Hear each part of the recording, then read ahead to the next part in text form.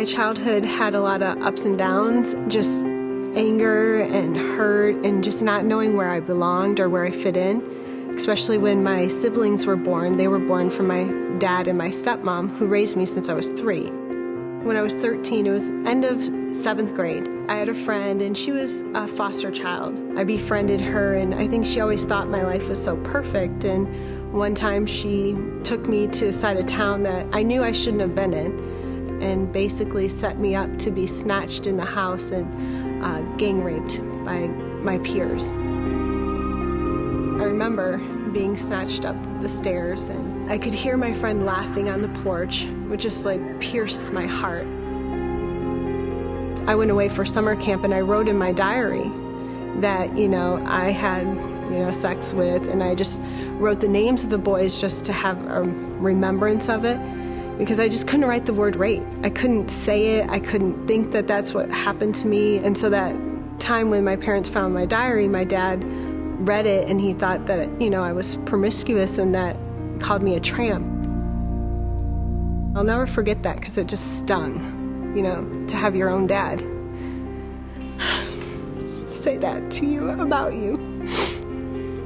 And so at that point, I just felt like my purity was stolen from me, and being raised Catholic, I just felt like I let God down.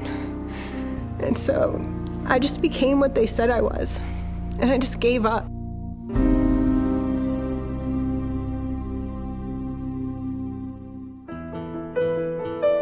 I went to an all-girl Catholic college at Notre Dame, met my children's father there. He was verbally abusive, physically abusive, mentally abusive. I lived in a constant state of fear, but also guilt. And I think that's why I stayed together with him for 10 years. I had a lot of guilt, and I thought that he being in my life was my punishment. One point when I was, very depressed, I decided that night that I can't do this anymore. And so I took the aspirin and drank the wine, and I remember getting on my knees saying, God, if you really exist and you really care and you really, have a plan for me, then show me that you're real.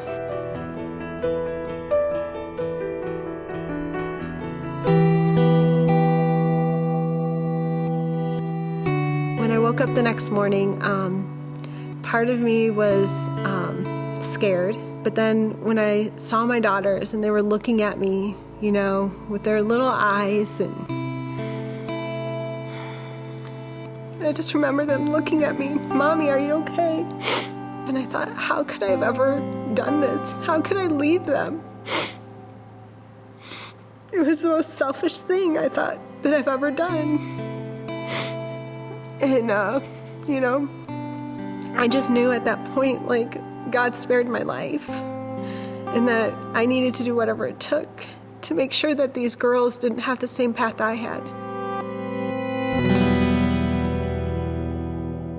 I ended up leaving and moving back into my mom's house with her husband. And her husband was with a group of friends he worked with, and they started talking about a church, Calvary Chapel. And so we walk in, and, the worship time, and I just remember just crying and not knowing how to stop it. And it wasn't one of those painful cries. It was just like a cleansing cry. Like everything that I walked through, it was just cleansing me. After the study, my mom and I, in the midst of all our problems, walked forward together as mother and daughter to receive Christ. Basically started going to single-parent Bible studies and meeting new people. And Pastor Ruben, who announced that they were just given a house, it was a single-parent discipleship house. So I was the first resident in the discipleship house. The girls were going to Big Sisters and getting involved, and they were still connected with their dad, by phone. And I remember getting a call one day, and he said, I just want to tell you I'm sorry for everything I ever put you through. And he had gotten saved. Even though we're not in the same state, even though he's remarried, I was ready to receive what he said, and I was ready to extend the same grace and forgiveness that was extended to me. Recently, ended up doing the Financial Peace University Bible study, and I started just little by little applying the principles. And last year, I was able to buy my first home. Right now, I feel like God has really redeemed a lot of areas of my life, having been sexually abused multiple times. I went through a program of Bible study that was kind of a support group. Going through that healing process has really deepened my relationship with the Lord and has allowed me for the first time to trust people in my life.